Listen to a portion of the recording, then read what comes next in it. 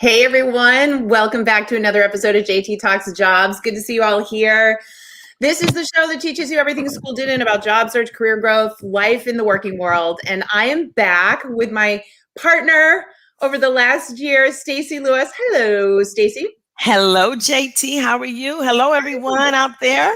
Good. I'm good. I'm so excited. So 2 weeks ago, we had a conversation about it's a year later. And for those of you that don't know, Stacey and I met as a result of the unfortunate things that went down with George Floyd and Black Lives Matter. And just, it was a time where everybody was thinking, what can we do? What should we do? And we were able to connect with Stacey and start a monthly show where we would talk about these issues. And definitely one of the things I'm most proud of in 2020 and 2021, what we've done together. But this week, we want to talk about the fact that, have we made real progress?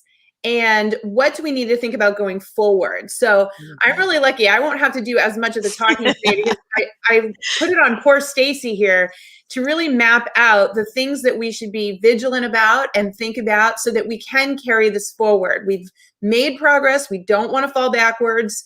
So we're going to talk about that today. And of course, we're going to take your questions as well. We've left plenty of time at the end for questions. But I want to get right into it. So Stacey, we both agreed in the last session we have made progress, but you have really dialed in to the fact that there's still a lot more to go, and it's kind of in phases. So what I love is that you've actually thought about, well, like, what's the next phase and what are the steps associated with that, correct? Correct. I have. So again, JT, thank you. It's always such a pleasure to be here with you. I hope you're not hearing any feedback. Nope, you sound perfect. Okay. It's always such a pleasure to be here with you and the audience. Hello, everyone, around this conversation.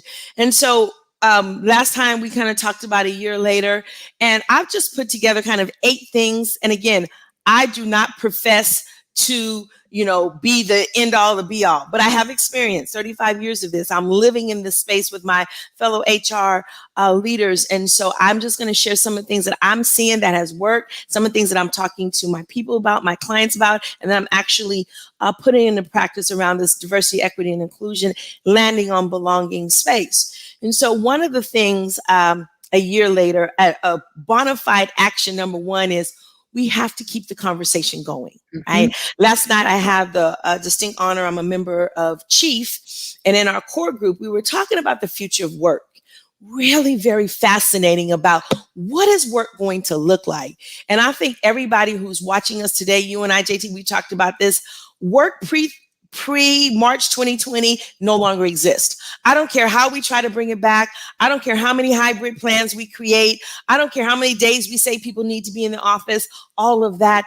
The concept and what work means to employee changed, coupled with now bringing in a strong resurgence of how we are impacting the workplace as it relates to diversity, equity, and inclusion, landing on belonging.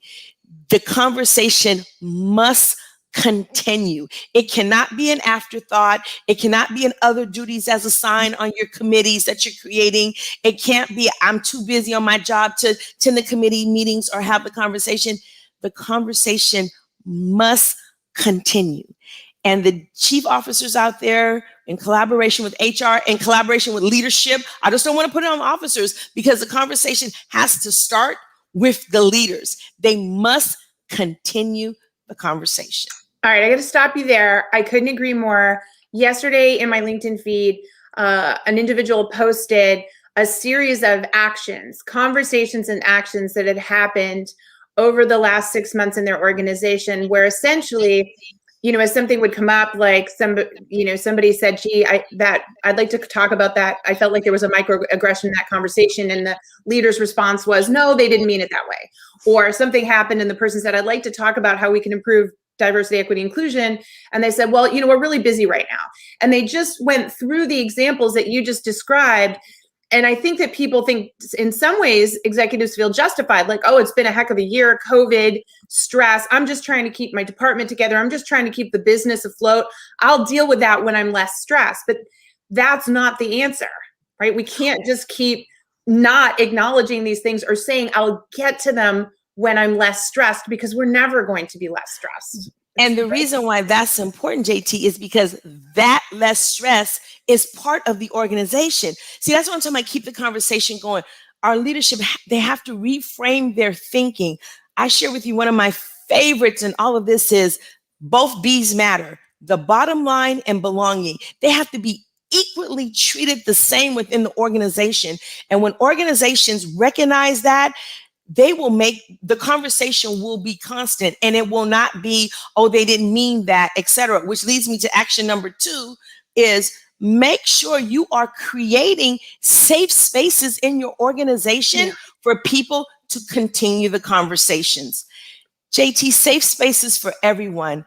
Our AAPI community, our LGBTQI community, our BIPOCs, our mothers, right? Our veterans, our people that are not of color who are like, can this go away? We must create space for people to have safe conversations and then be given, number 3, adequate resources, right? Just for you and I to talk about this, right, is the beginning. But to take it one step further and say, and here is a resource, whether it's learning and development sessions. I hate to call it training because, it's, learning sessions, monthly refreshers, bringing in people like you, JT, and myself to bring some real life experiences, right? Reaching out to community organizations that specialize in this, right? This is the new way of work. Totally. And right. So I do. And I want to hit on 2 and 3. So first of all, number 2, creating safe spaces. That has really come into focus for me in my line of work as a career coach, because I think people come to me because they know that this is a conversation in confidence. And I'll give you a great example. I run a private community for executives, and for rightfully so, executives are very careful about what they put out publicly, right? They're worried. They're supposed to be leaders, and they're very careful. And I have a lot of middle-aged white men who want to have one-on-one conversations with me about what they're feeling, what they've inherited, what they think their biases might be. How do they convey that they've learned and grown? On top of that, how do they compete? Because a lot of them aren't getting jobs now as a result of this. They feel, they can't, have a voice in this, and they're learning. They're in the midst of the learning. And remember, when we were all young people and students, we were allowed to have the wrong answer. Right. We understood that a student didn't have the knowledge they were learning. And somehow we become adults and we're supposed to be perfect and know everything. So I love your idea of safe spaces, because where else do they get to kind of say what they're thinking so that someone can help them reorganize their thoughts or give them the aha moment or help them move through to that next level. Safe spaces, enormous. And I think one thing I would tell everybody out here is, you can be a safe space for someone. You can be that solution for someone to, when they're talking and you can hear their bias or you can see they're frustrated, you don't launch into telling them why they're wrong. You want to listen and ask questions and help them find resources. You can do this. If you make impact on one person, I think about that all the time. Like, that's a difference. That's a ripple effect. But then going into your piece about learning and creating tools that remind us, this is marketing 101, right?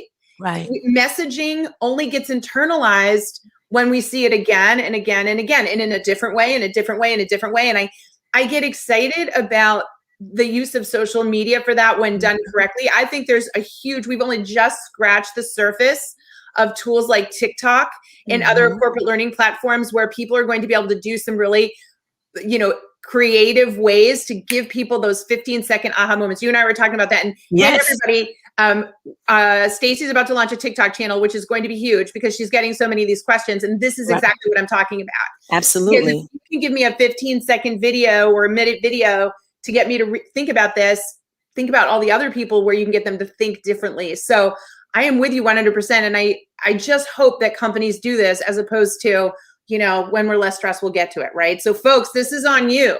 As you listen here today to the rest of Stacey's tip, write them down. Which ones can you do?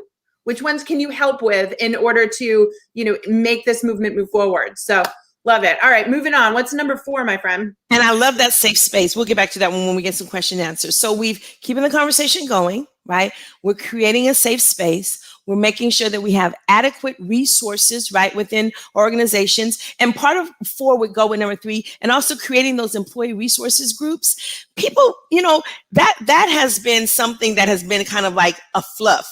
It can't be a fluff anymore, right? Because people want to know that there's this safe space, and then there's this employee resources group where the organization is saying, we see you. That's different than say, we see you and we support what you're doing. And so we're going to give some funding to that to let you know you matter. Right? So those employee resources group, and expand the notions of the employee resources group. I'm so excited. I'm working with an entity where one of the employee resources group that they're starting is for grandparents who now have to bring their families back into their homes because of the pandemic, right? Or they're raising their children, right? So when you're thinking about the employee resource group, see, JT, this is what I love about this. When we're thinking about diversity, equity, inclusion, belonging, we will talk about race, right?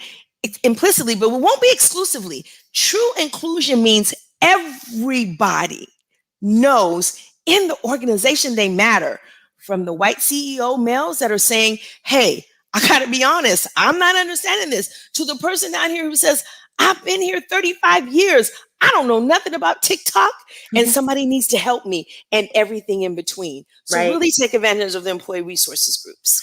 It's interesting you say that. So years ago, I had the opportunity to go out and tour the facilities of Cliff Bar, the Cliff Bars, privately owned company, really interesting story. They wrote a book about it.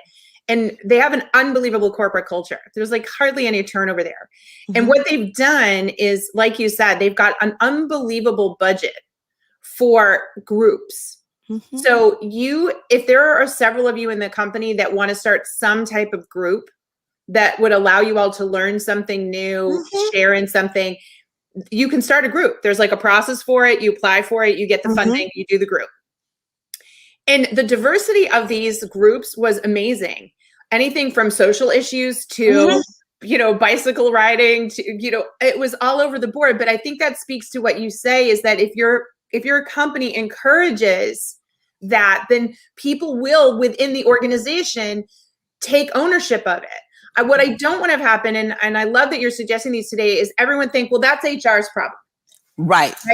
So HR is going to fix our diversity, equity, inclusion, and belonging problem. No. It's everybody's problem in the business, right? And if you want to see that change, then step up, raise a hand, ask where the funding is. You might not know, there might be funding that you don't know anything about. So, and this is such a great learning opportunity for you that you will carry to your next job and your next job and your next job. So if you're here with us today, we already know you care about this stuff. Ask how you can be a part of it, right? You got nothing to lose.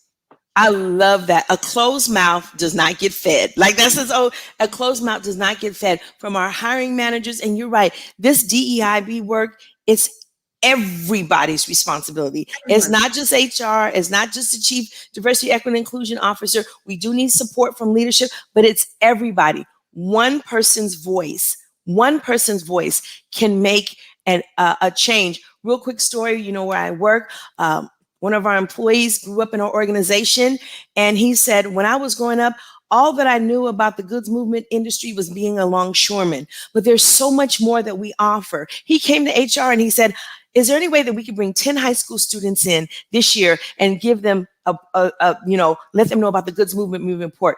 We're now 8 years into one of the most robust summer high school internships in the country, from one person coming in and saying, can we open up our doors? That's it. It works. That's it. It works, folks. This is your chance. Absolutely. I love it. Okay. Right. What's next, my friend? So we kind of touched on it and we said it there. Make sure that in the number 5, make sure that you're having adequate funding for all of this. We pay for everything that we want to pay for. Training is the first one to go, etc. Put your money where your mouth is. Okay. Make sure that put them in your line item budgets. Make sure you have the adequate funding.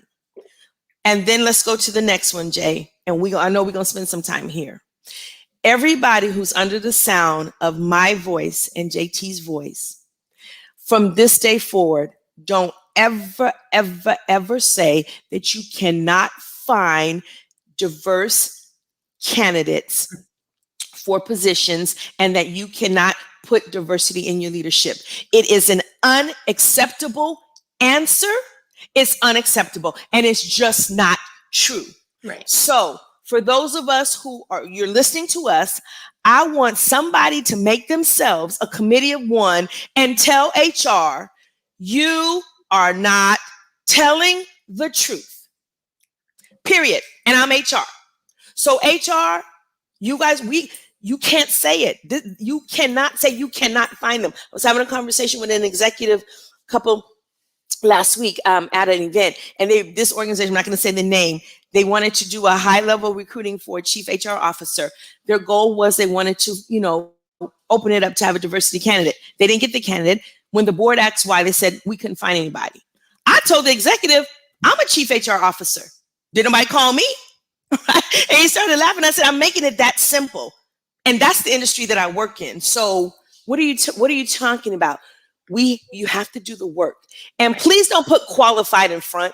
We don't say a qualified diverse candidate. You're going to hire somebody who's qualified. That's demeaning and demoralizing. You want to find a candidate. So that's number 6. I'm so mad because the study came across my desk and I filed it somewhere and I can't find it.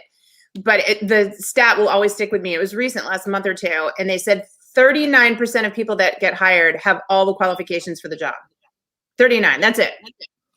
So everybody think that through, right? So 69% plus, 59%. 50. I can't do my math. 50. Okay, there we go. Woo, my math is bad today. You get 50, my point. 51%. The point was that, people get hired all the time that aren't fully qualified. Because if they've got the right mindset, the right aptitude, the right personality, we know we can teach them the rest in the experience. So this is Stacey's point, and one that I completely agree with. And one, by the way, I will own, up until this all happened, it was easy for me to say, oh, I live, in New Hampshire, so we don't have as much diversity. Like, it is very easy because you're time crunched to say that you can't find that diversity hire.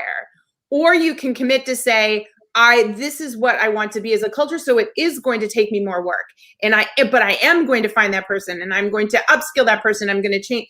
Like, it's a commitment, but you can find it. And to your point, we have to stop with this qualified, because that's an excuse, right? That's a way to not make the change that we need to make change.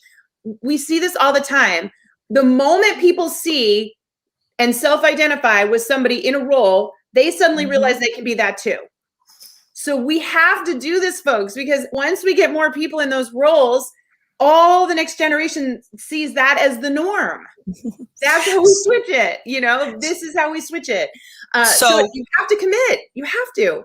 And so, JT, that one is the foundation because once you diversify the workforce, they're going to want to see that this is not just, it's not just a moment. They're going to want to see resources. They're going to want to see themselves in the organization. So everything builds on everything.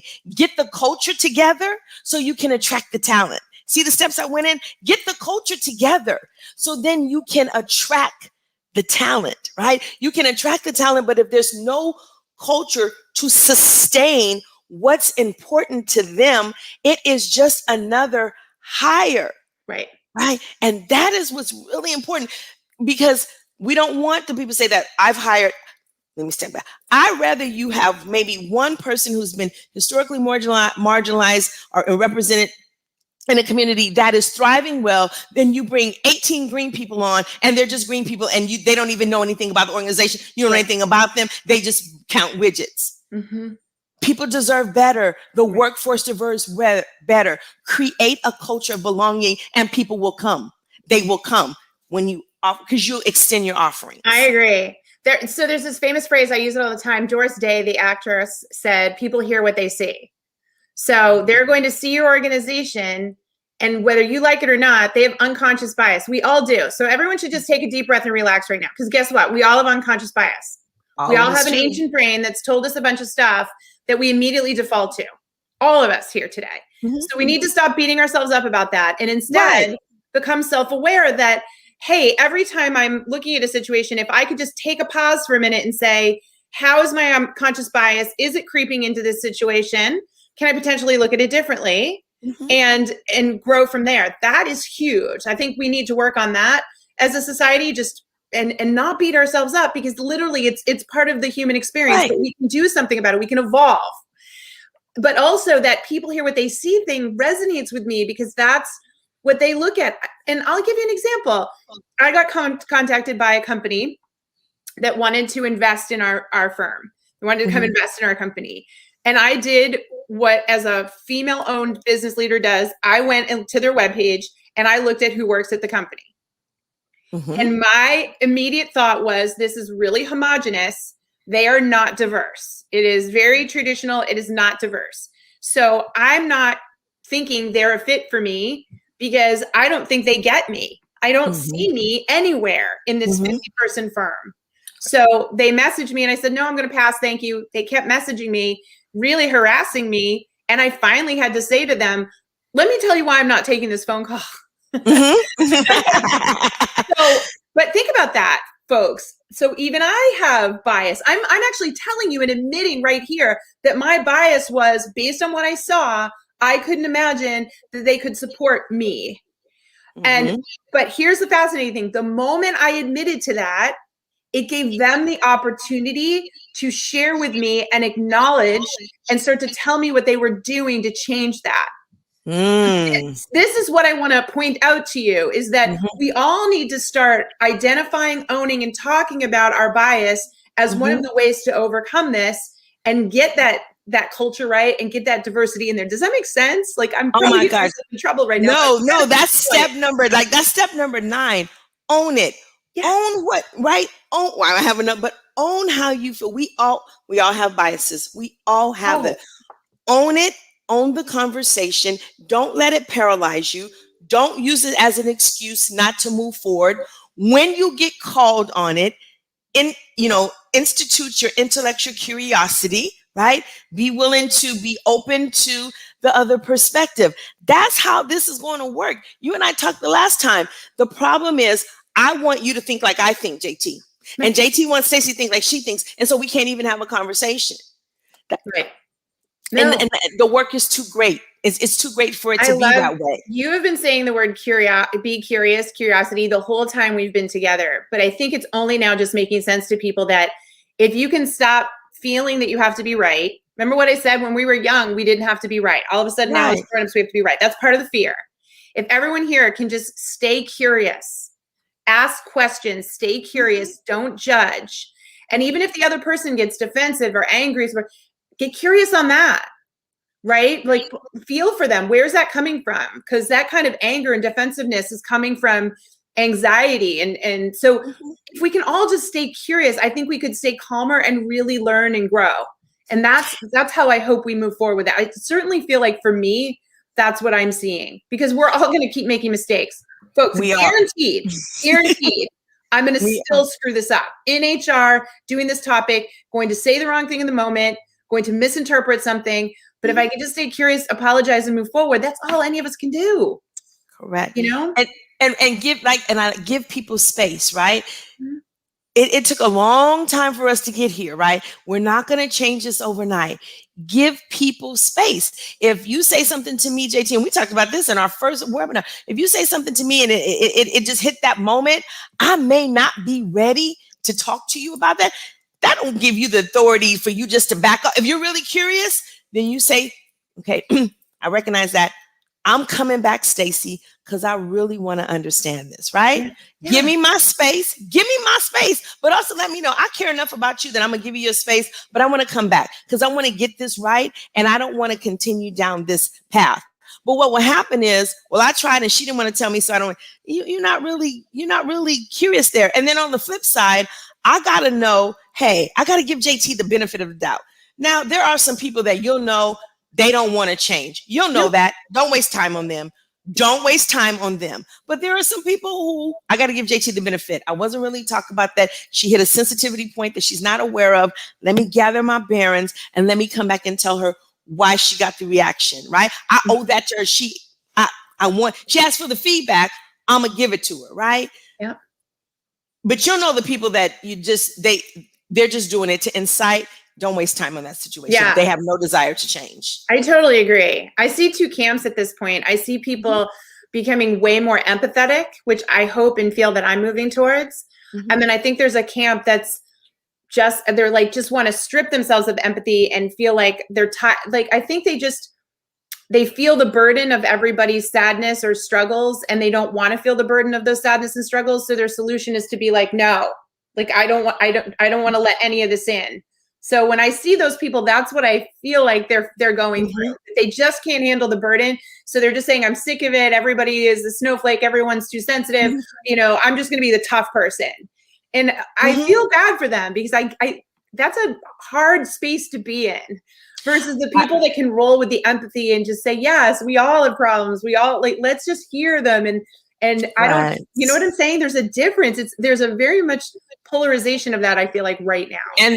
But JT, be not mistaken. And then there's a camp 3. And the camp 3 is, there is not a problem. You are infringing on what is rightfully mine. And I don't want to talk about this anymore, and go on your merry way. Yeah. That's what, and so we have to acknowledge the camp 3 people. Those are the ones who I was telling you, knee high to a tadpole. They've been told that this person, these people who look like this are X, Y, and Z, and they have made the conscious decision, an intentional decision, not to change.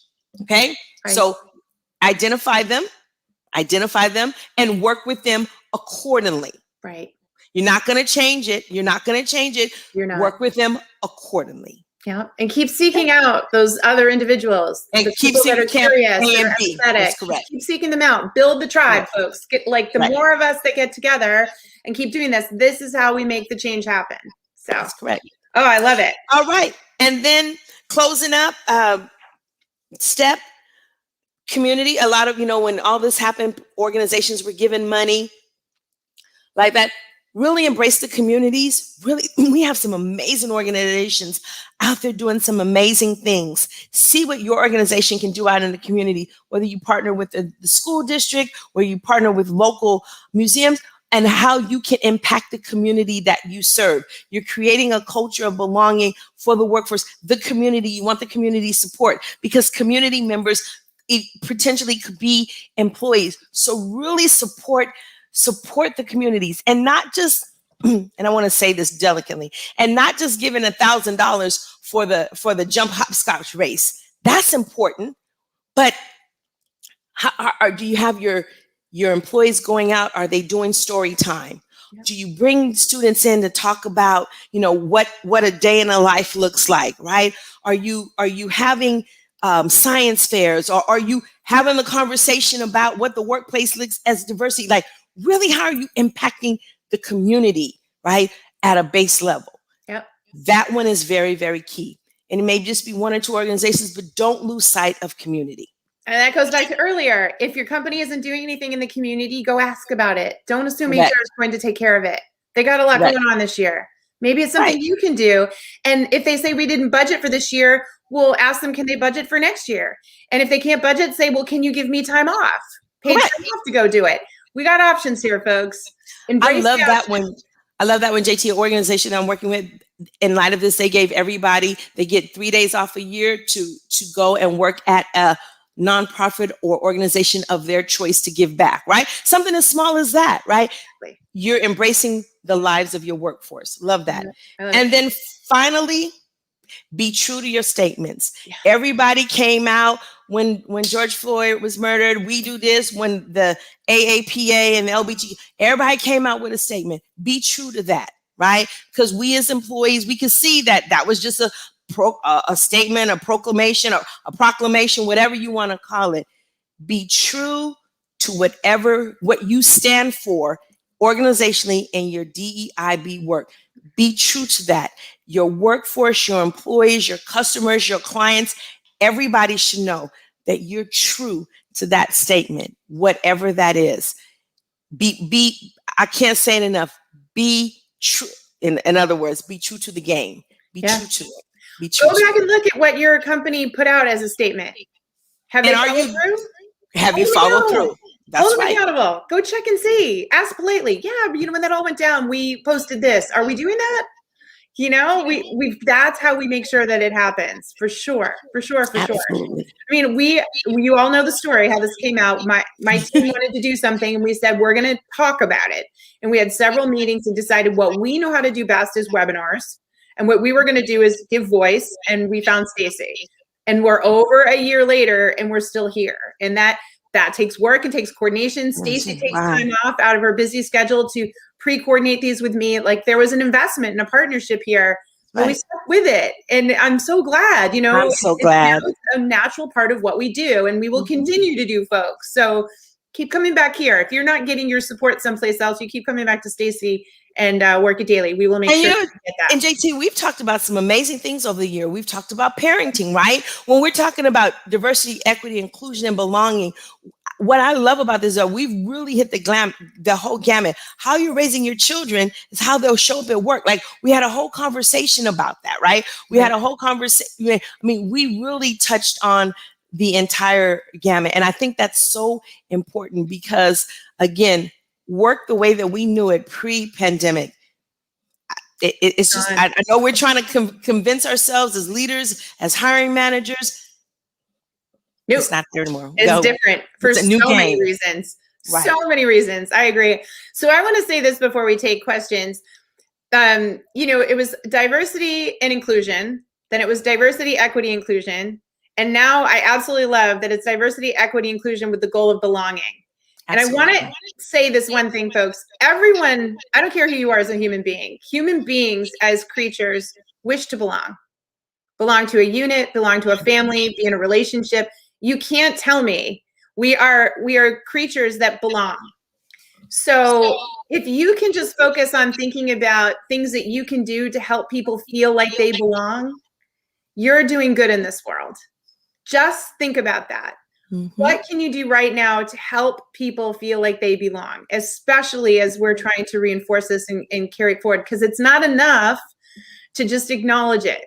We have to get to a place where they feel like they belong. And that's all the different steps that Stacey was talking about today. Those lead to that belonging.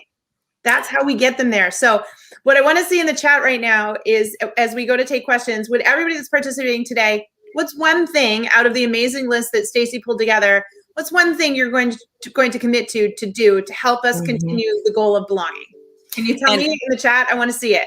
So while you're doing that, JT, I would like to even add on that. I love that you talked about the belonging place. And as organizations are creating cultures of belonging, they need to make sure that the workplace has psychological safety, right? That's a part of a belonging. An organization where there's psychological safety, where employees can bring their whole selves, their authentic selves to work if they choose. And we should do a session on that because there's a whole conversation about can you or can you not? Is it safe for some? Is it safe or not? And do your actions and your values align with all of that? Psychological safety, can people be authentic without judgment? And do your actions and your values align? If you're doing all that, you are creating a culture of belonging within the workspace. Beautiful. Yeah, I love it. I love it. Okay, we're going to take a question from Kimberly. Hi, Kimberly. Kimberly says, I hope I'm reading this right. I'm mixed, but I'm top off my game. I have my issues. How should I deal with it without my boss getting agitated? So I think what Kimberly's saying is, I'm feeling this, right? But, and I want to communicate, but I don't want my boss to get agitated. I think that's a fair question. I think a lot of people here, what they're really afraid of is their boss kind of exploding because they've dealt with a lot in the pandemic and they're stressed out or whatever. Thoughts on how to approach it without maybe setting a boss off, Stacey? Well, Kimberly, first of all, thank you so much for the question. And thank you so much for amplifying your voice and your commitment in this space. As with anything, right? Again, I'm just my own experience. I want you to be strategic. See, what can happen in this space is every time something happens, right? A person comes forward and said, we didn't do this, you didn't do that, we could have done that, right? And so recognizing the value of this work, pick those weightier matters, right? If we didn't put a statement up, that might be a weightier matter to you. But really in this work, what's weightier? Do we have safe spaces? Is it, to you, Kimberly, is it that you want us to make sure that when we're looking at talent acquisition, that we're casting a wide net? Do you want to make sure that we are creating a workplace where people can come and be authentic? Whatever that thing is to you, right? That's where you start the conversation with your boss, because you want them to hear you and you don't want them to see you as, oh my gosh, and here's Kimberly again, we can't do anything right.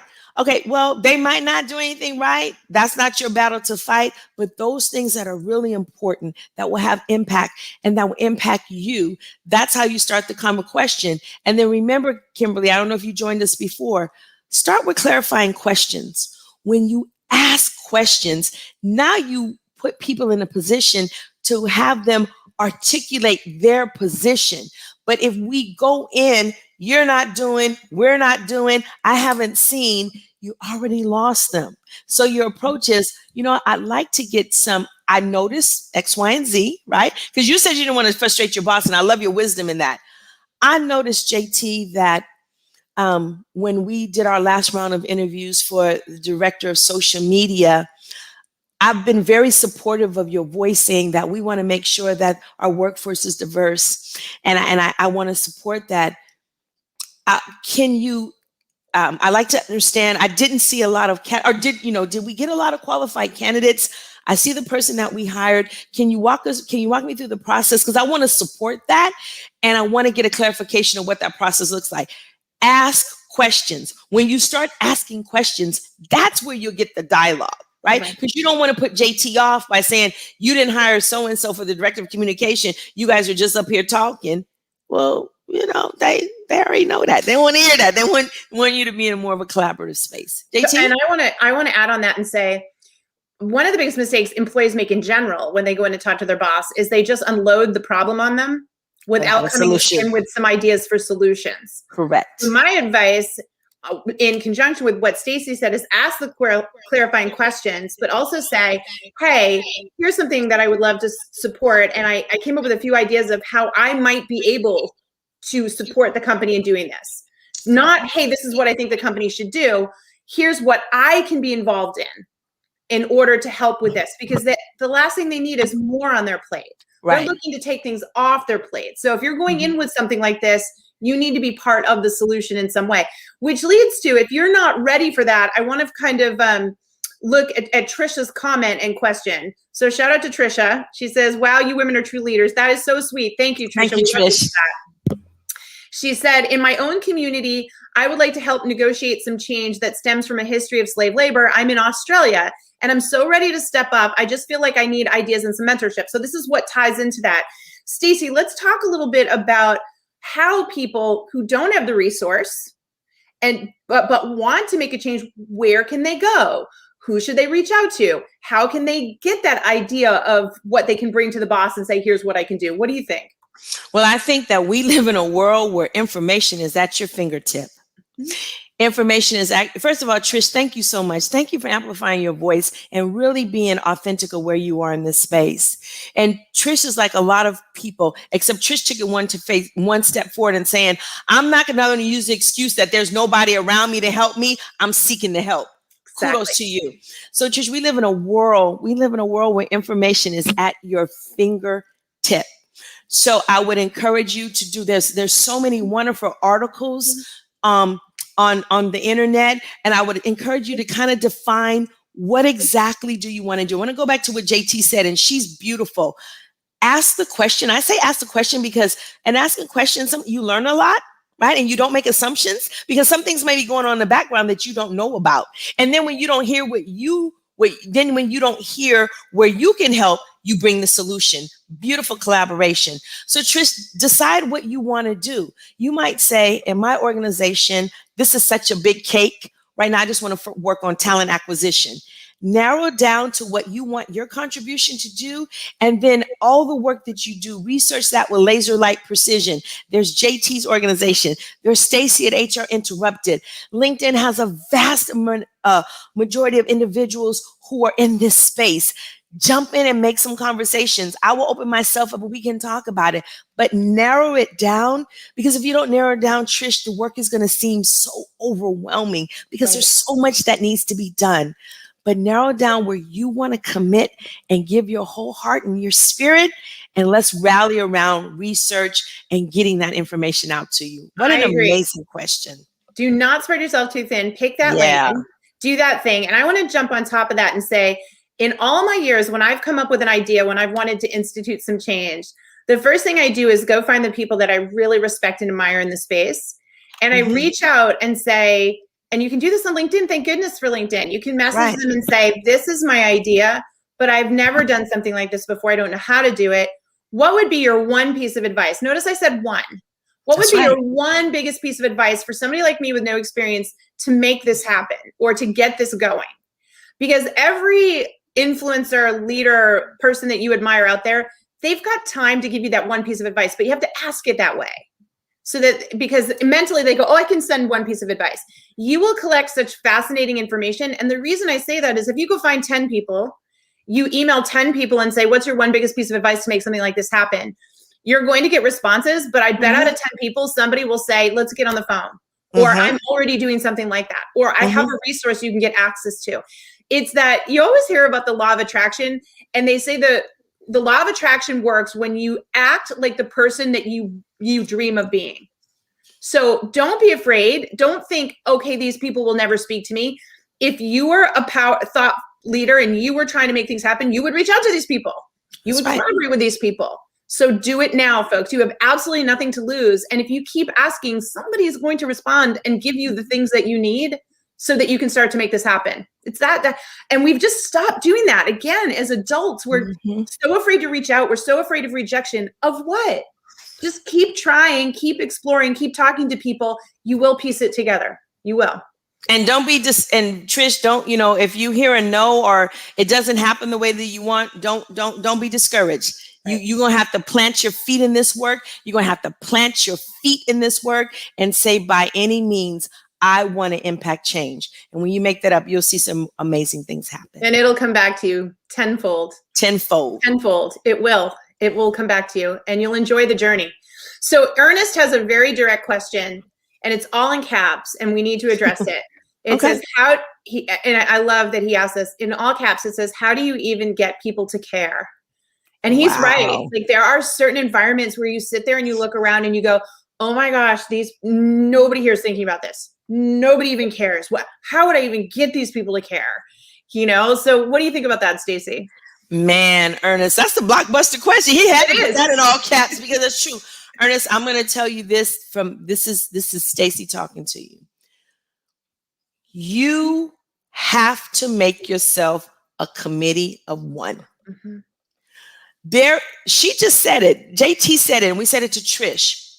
When you say this work, whatever this thing is so important that if I'm on the boat alone, then doggone it, I'm on the boat alone. People tend, especially when you're talking about something that gets a little sensitive around this work, where people are looking for that one person who says by any means necessary. He did it, so I can do it, right? And so you make yourself a committee of one. But Ernest, I'm going to tell you now, and I know JT is going to co-sign with me. In this work, there are going to be people who are not going to care. Yep. You can't own it. You can't fight it. You can't change it. All you can do is impact the one life that would have never known about your organization, would have never been placed in that job, would have never had that experience, but they did because you, Ernest, were earnest, no pun intended, in your following through what your heart and your passion is saying. Okay. And when you do that, I'm telling you, it is like wildfire. People, those who want to be involved, they will be involved. And those who don't, who won't. Don't worry about them. Don't talk bad about them. Don't say nothing about them. Don't give them no airtime. Just do you. And you will, I'm telling you, I'm living this. You will see the benefits. What a great question. Ernest, it goes back to what we said earlier. You get people to care by you letting people know you care. That's right. You need to be the one that's out saying, I care about this. Does anybody else? Would anybody want to have a conversation about this? Would anybody want to figure out how we might take ownership of this on behalf of our company? Would anybody? They're there. Not all of them. but they're there. But it starts with you saying it. Because again, what I worry about is people are all waiting around for HR, for management, for leadership. If we want this change in the workplace, a lot of it's going to be grassroots. It's going to be us doing this and keeping this and doing the things that Stacey talked about today. So Ernest, doesn't have to be everyone. If you find one person that cares because you said you care, difference made.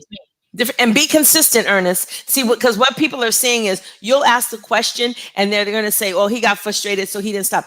When this matters to you, whatever this matters to you, Ernest, you'll just ask, you'll be consistent, you'll be strategic, and they'll know you're not going away. Because some people, they need to see a little bit more, but that's okay. JT said it. When people know that you care and you're not going away and that you have intellectual curiosity and that you are going to see change, you'll turn around and you'll have a whole slew of people behind you saying, thank you, Ernest, for kicking in the door, right? Because in order to kick in the door at this dead bolt, you have to kick it more than one time unless you're super strong. You got to keep kicking it and weakening the bolt until you knock it in. By that time, you have more people behind you pushing you and helping you with the door. 100%. Oh my goodness. All right. I don't know where 50 minutes went, but per usual, this flew by.